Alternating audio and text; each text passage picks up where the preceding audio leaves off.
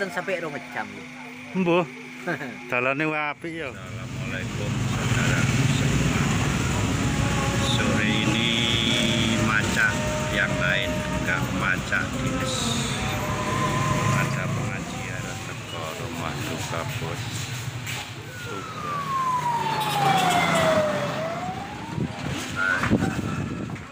Assalamualaikum warahmatullahi wabarakatuh. Bismillahirrahmanirrahim. Wilayah antama syuti waritoka madubi. Alhamdulillah. Pagi ini kita masih dikasih Allah kesempatan untuk menjalankan aktivitas. Semoga aktivitas ke depan dapat ridhonya Allah Ta'ala dengan diniati menjalankan perintah Allah Ta'ala. Teman-teman semua gimana kabarnya? Baik, alhamdulillah ya.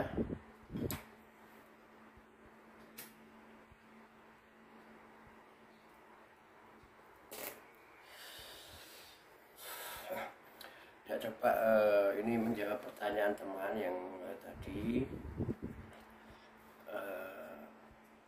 tentang masjid yang banyak orang mengatakan Baitullah. Secara umum syariat bisa dikatakan benar, tapi pemahaman orang ketika semakin tambah ilmu pengetahuan mungkin ada jawaban yang beda. Tapi minimal jawaban tersebut bisa memotivasi kita lebih baik semangat dalam menjalankan ketaatan. Teman-teman sekalian, di sini saya mengatakan Allah tidak butuh tempat. Bagaimana dengan masjid yang banyak dikenal orang sebagai Baitullah?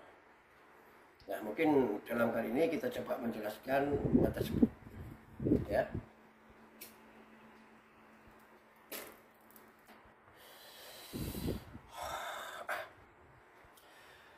Kalau kita mengacu bahwa Allah itu tidak butuh tempat, maka saya katakan masjid bukan Baitullah. Akan tetapi masjid adalah suatu gelar atau sebutan dari tempat-tempat istimewa yang sering bahkan ditempati oleh rahmatnya Allah Subhanahu wa Ta'ala. Apa rahmat? Pertolongan Allah. Di dalam rahmat itu banyak sekali kegiatan-kegiatan yang harus kita lakukan untuk bisa tembus ke rahmat itu, seperti amaliyah, ibadah, dan aktivitas-aktivitas lainnya. Termasuk hati manusia juga dikenal Baitullah bagi orang-orang yang soleh. Jadi di tempat-tempat yang dimana sering dikunjungi oleh seorang presiden atau pembesar-pembesar kerajaan zaman dulu, minimal mendapat suatu julukan nama istimewa. Nah, termasuk masjid dan hati ini adalah tempat-tempat yang istimewa, yang dimana di situ ada rahmat. Kalau kita sudah mendapatkan rahmat, kemungkinan kita akan mendapatkan ridhonya Allah. Dan kalau kita sudah ketemu ridho Allah, ini akan menutupi segala macam dosa kita. Kalau dosa kita sudah tertutupi dan dimaafkan oleh Allah, jelas kita akan masuk ke surga, dan disitulah Allah akan menempatkan kita nanti jalan terakhir. Kemudian, apa dan siapa larangan-larangan yang tidak boleh masuk ke Baitullah atau tempat-tempat yang diberikan keistimewaan oleh Allah? Masuk Ka'bah, dialah orang-orang yang haid, nifas, kemudian orang yang junub. Nanti di perjalanan ini kalau kita sudah mahir dalam mempelajari suatu agama, termasuk lupa, itu dianggap junub. Lantas bagaimana solusi orang-orang yang sedang haid kita bincangkan satu persatu ya.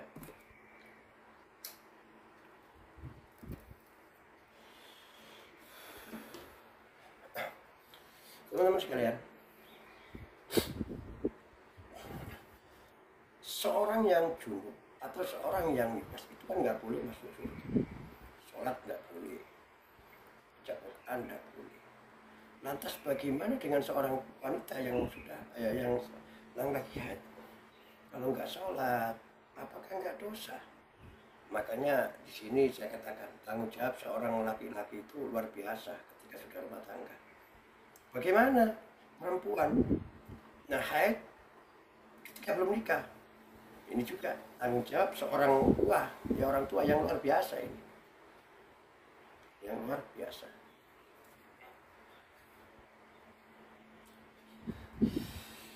Begitu Allah menjaga tempat-tempat yang diberi keistimewaan oleh Allah. Masjid yang nampak dibangun oleh manusia. Kemudian yang paling istimewa adalah hati, yang di situ adalah bangunan ciptaan Allah langsung. Nah, ini mudah-mudahan Allah memberi kemudahan saya untuk menjelaskan ini ya. Tadi sebelum saya menghadap kamera, Allah memberi pemikiran yang sangat gamblang.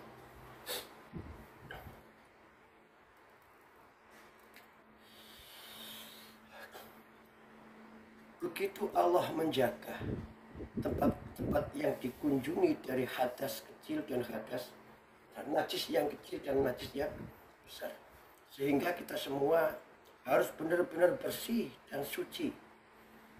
Kalau kita secara syariat junub ya, kita nggak boleh masuk. Bagaimana seorang perempuan yang ikut suaminya ya nunggu di luar masjid? Nah, terus kita katakan kita junub aja nggak boleh masuk masjid. Nah, ketika kita meninggal dalam keadaan junub, bagaimana? Nah, ini setidaknya kita setelah senggama cepat-cepat, nggak nunggu besok, langsung mandi jinabat. Takutnya ketika kita meninggal dalam keadaan junub jadi penghalang kita untuk mendapat tempat di sisi Allah Subhanahu wa Ta'ala. Jadi teman-teman, ayo selalu menjaga kebersihan Masjid Baitullah secara syariat yang di kampung kita, dan sangat menjaga hati kita. Karena kondisi saat ini banyak orang rame-rame membangun masjid, tapi masjid dalam hati yang dibangun oleh Allah ditinggalkan. Yang seharusnya masjid, tempat ibadah, bisa merubah tabiat kita yang kotor, yang jelek. Akan tetapi yang orang-orang yang masuk ke masjid keluar, kenapa kok tetap masih suka ngerasani gunjing orang, yang pelit tetap pelit, yang sombong tetap sombong?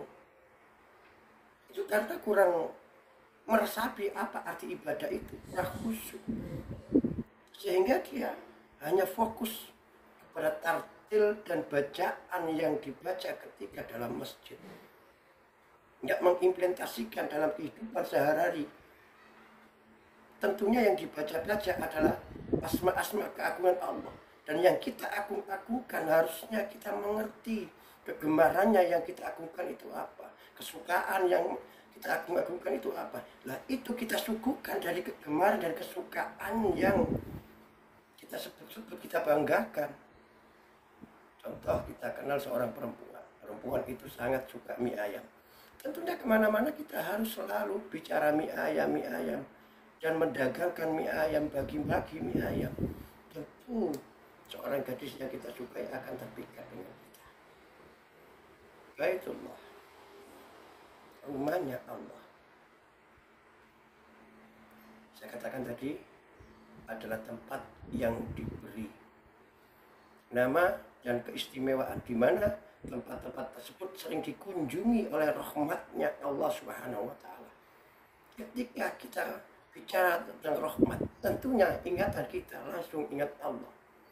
Ada seseorang itu ketika melihat barang baru ingat yang membuat, pencipta. Ada yang melihat barang spontan bareng ingat pencipta. Ada sebelum melihat barang itu sudah ingat sang penciptanya. Ketika kita lagi kepingin banget sate, belum lihat sate, kita sudah ingat tempat. Sebelum ingat tempat, kita sudah tahu siapa yang bikin. Tentunya kita tarik ke atas ke dalam agama, yaitu Allah. Secara sesuatu ciptaan ini, kita nggak lihat ciptaannya, tapi langsung ingat Allah. Baitullah. Kemudian masjid yang dibangun oleh Allah ketika kita baru berjanin, sudah dibentuk sedemikian rupa, sering kita tinggalkan. Nah, ini sudah 10 menit. Nanti kita pakai F3 ya. Ini makanya kemarin F1 saya ngajak ayo tafakur dan tafakur untuk menggali pengetahuan dari dalam. Nah, kemampuan untuk membaca tanpa tafakur nol. Akhirnya hanya dapat itu. Kita coba mempergunakan modal yang diberikan oleh Allah, yaitu apa? Daya pikir kita, cipta kita. Oke, demikian teman-teman, nanti kita sambung di F3. Assalamualaikum warahmatullahi wabarakatuh. Salam setuburan selawasi.